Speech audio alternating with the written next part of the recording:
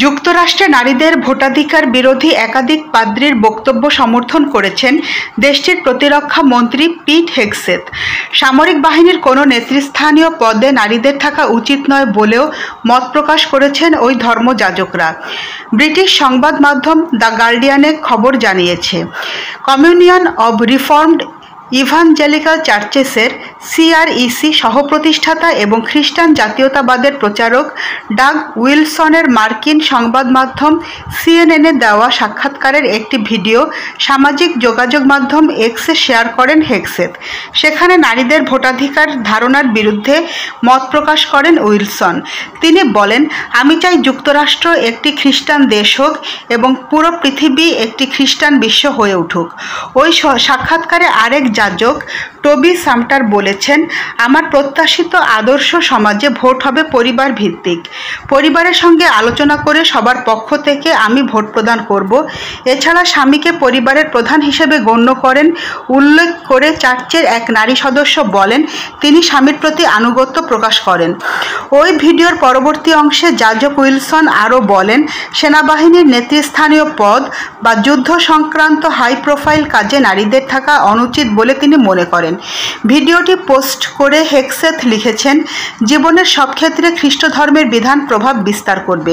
তার পোস্টে 12,000-এর বেশি লাইক ও 2,000-এর বেশি শেয়ার হয়। কিছু ব্যবহারকারী যাজকদের বক্তব্যের সঙ্গে একমত হলেও অনেকে প্রতিরক্ষা মন্ত্রীর খ্রিস্টান জাতীয়তাবাদী ধারণা প্রচারের ঘটনায় উদ্বেগ প্রকাশ করেন। প্রোগ্রেসিভ ইভানজেলিক্যাল সংগঠন ভোট কমন গুড এর নির্বাহী পরিচালক ও যাজক ডগ পাগিট বলেন, ভিডিওতে প্রচারিত মতামত শুধু খ্রিস্টানদের এক ক্ষুদ্র অংশের ধারণা। তবে হেগসেথের তরফ থেকে তাদের মতবাদের প্রচারণা চালানো খুবই উদ্বেগজনক। সিএনএনের প্রতিবেদনে বলা হয়, জুলাই মাসে ওয়াশিংটনে উইলসন চার্চের উদ্বোধনী অনুষ্ঠানে সপরিবারে উপস্থিত ছিলেন হেগসেথ। শনিবার পেন্টাগনের তরফে মুখপাত্র শন পার্নেল বলেন, প্রতিরক্ষা মন্ত্রী হেগসেথ সিআরইসি সংশ্লিষ্ট একটি গির্জার গর্বিত সদস্য। তিনি উইলসনের অনেক লেখা ও শিক্ষার প্রতি শ্রদ্ধাশীল। হেগসেথ এমন সময় তার পোস্ট শেয়ার করলেন যখন ট্রাম্প প্রশাসন খ্রিস্টান জাতীয়তাবাদ প্রতিষ্ঠার উদ্যোগ নিচ্ছে।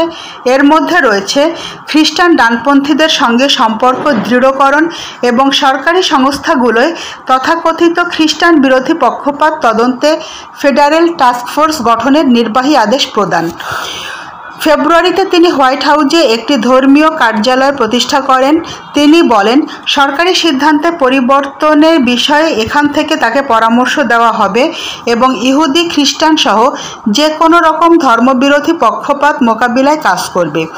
মার্কিন সংবিধানের প্রথম সংশোধনী রাষ্ট্রধর্ম প্রতিষ্ঠা নিষিদ্ধ করলেও আদালত প্রশাসনিকভাবে স্বীকার করে যে রাষ্ট্রধর্ম শব্দটির সুনির্দিষ্ট সংজ্ঞা ঐতিহাসিকভাবে অস্পষ্ট। সংবিধান সকল নাগরিকের ধর্ম পালনের স্বাধীনতাও নিশ্চিত করে। নয়নতারা নিউজ, ঢাকা।